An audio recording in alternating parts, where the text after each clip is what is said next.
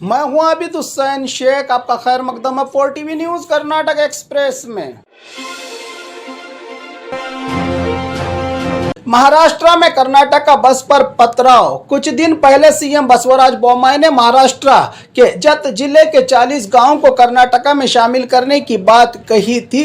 इस बयान से दोनों राज्यों के बीच आग सी लग गई है। कल ही महाराष्ट्र के मराठा भाषिकों ने कल्याण कर्नाटक की सरकारी बस पर कालिक पोछी थी, तो आज सांगली से अतनी को आ रही सरकारी बस पर कुछ बदमाशों की ओर से पथराव किया गया, जिससे जनता में डर का माहौल बना हुआ है कि बस में सफर करे या नहीं, एक राज्य से दूसरे राज्य को जाए या नहीं, क्योंकि सीएम बसवराज बोम्मई ने तो बयान दिया लेकिन भुगतना तो आम गरीब जनता को ही है, जबकि रोजाना लाखों लोग पड़ोसी राज्य महाराष्ट्र को रोजी रोटी कारोबार के अलावा रिश्तेदारी भी निभाते हैं रिश्तेदारों से।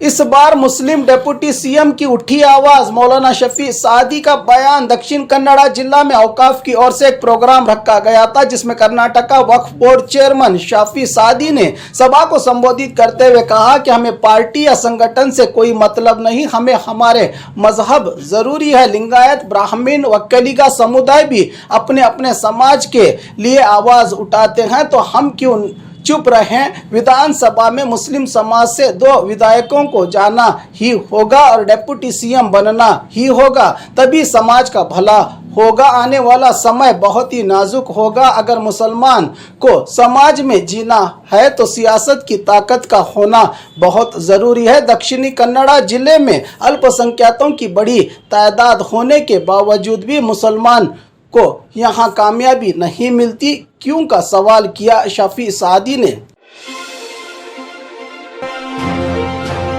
मंदिर की यात्रा में दूसरे धर्म को नहीं दी जाएगी इजाजत। बेंगलुरु वीवीपुरम में होने जा रहे सुब्रमण्य स्वामी मंदिर यात्रा उत्सव में अन्य धर्म से जुड़े लोगों को व्यापार नहीं करने की मांग करते हुए विश्व हिंदू परिषद और बजरंग दल की ओर से बीबीएमपी कमिश्नर तुषार गिरिनाथ और डिप्टी कमिश्नर ऑफ पुलिस को मेमोरेंडम दिया है। संघ के कार्यकर्ताओं ने के जैसे कि बाकी समाज वाले व्यापार करेंगे तो भारत कर्ज में डूब जाएगा। डिजिटल इंडिया के दौर में ये क्या नया नाटक है। संघियों का टैक्स तो सभी धर्म के लोग चुकाते हैं और व्यापार करने से क्या भगवान नाराज होंगे, या ये संघी लोग ही जनता को अंधेरे में रखने की कोशिश में लगे हैं। इन हालात से तो ऐसा ही लगता है। पीएम मोदी की तस्वीर को आग लगाकर दलित संगठनों ने किया विरोध। आज संवैधानिक समर्पण दिवस के चलते गुलबर्गा जिला सुरपुर के अंबेडकर सर्कल में दलित संगठनों की ओर से पीएम मोदी की तस्वीर को आग लगाकर विरोध जताया गया। इनका कहना है कि पीएम मोदी और उनकी संघ परिवार वाली सरकार दलितों को दोबारा वही गुजरा हुआ कल दिखाकर ब्राह्मणों को श्रेष्ठ बताने पर तुली है। पीएम मोदी और उनकी बीजेपी सरकार के खिलाफ धिक्कार के नारे लगाते हुए नहीं चाहिए ऐसी सरकार के नारे लगाए दलित संगठनों ने।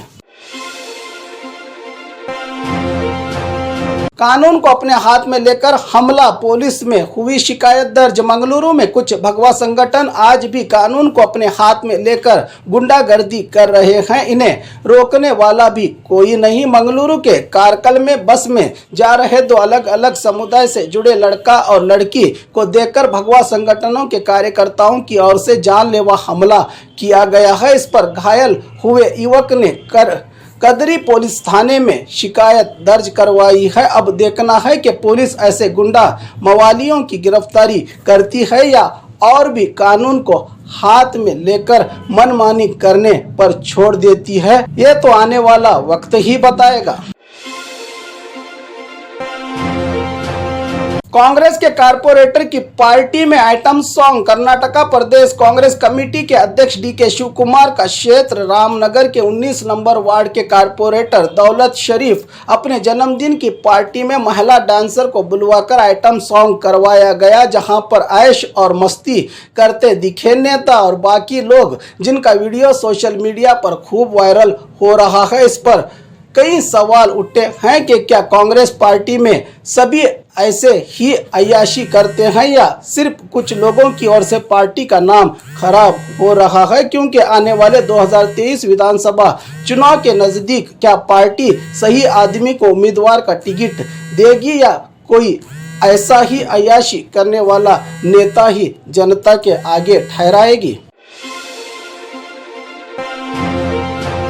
प्लाईवुड गोडाउन में लगी आग, हुआ बड़ा नुकसान। बेंगलुरु नेलमंगला में रहे मारुति प्लाईवुड मैन्युफैक्चरिंग गोडाउन में बड़ी आग की दुर्घटना पेश आई है। इस घटना से करोड़ों का नुकसान होने की बात गोडाउन मालिक की ओर से कही जा रही है, जहां पर करोड़ों कीमत के प्लाईवुड शीट्स जलकर राख हो गए हैं। फायर ब्रिगेड कर्मचारियों ने आग को बुझाया। ये मामला हुआ नेलमंगला पुलिस स्टेशन में दर्ज।